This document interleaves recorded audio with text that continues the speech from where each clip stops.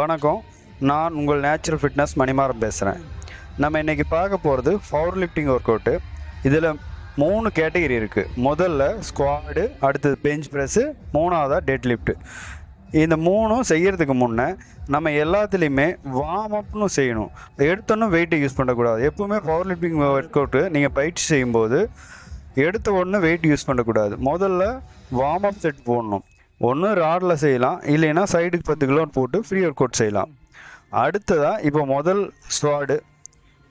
ஸ்குவாடில் ஒரு 10 அல்லது 15 நீங்கள் வார்ம் அப் செட்டுக்கு அடுத்தது செய்யும்போது எப்போவுமே இந்த மாதிரி 10 அல்லது 15 ரெப்ஸ் செய்யுங்க. அடுத்தடுத்து நீங்கள் வெயிட் யூஸ் பண்ணும்போது கடைசியாக ஒரு செட்டுக்கு 5 கவுண்ட் செஞ்சால் கூட போதும். பவர் லிஃப்டிங் ஸ்குவாடு முதல்ல 10 செய்கிறோம்னா அடுத்த செட்டில் வெயிட் இன்க்ரீஸ் பண்ணுறோம். அதாவது ஒரு 5 செட் நம்ம கண்டிப்பாக செய்யணும். அடுத்ததாக பெஞ்ச் ப்ரெஸ்ஸும் அதே மாதிரி தான். இப்போ நம்ம ஸ்குவாடில் 10 ரெப்ஸ் செஞ்சு முடிச்சிட்டா ரிலாக்ஸ் பண்ணிக்கங்க. ரெண்டாவதாக பெஞ்ச் ப்ரெஸ்ஸும் அதே மாதிரி தான். முதல் செட்டு செய்யும்போது வார்ம் அப் செஞ்சுட்டு அடுத்து இப்படி வெயிட் யூஸ் பண்ணி 10 அல்லது 15 கவுண்ட். இதுலேயும் 5 செட்டு செய்யணும்.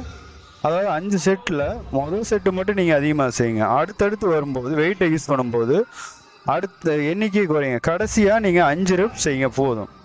5 ரெப்ஸ் செஞ்சு கரெக்டாக ஜஸ்ட்டில் டச் பண்ணி எடுக்கணும். கடைசியாக டெட் லிஃப்ட் செய்யும்போது நம்ம முதல்ல ஒரு 10 15 அதே மாதிரி தான் கவுண்டிங் செஞ்சுட்டு கடைசியாக வெயிட்டை இன்க்ரீஸ் பண்ணும்போது லாஸ்ட் செட்டில் 5 கவுண்ட் மட்டும் பண்ணுங்க போதும்.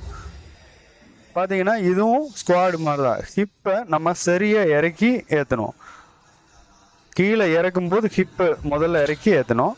மேலே வரும்போது அந்த கையை ஹிப்பையும் முன்னாடி தள்ளணும்.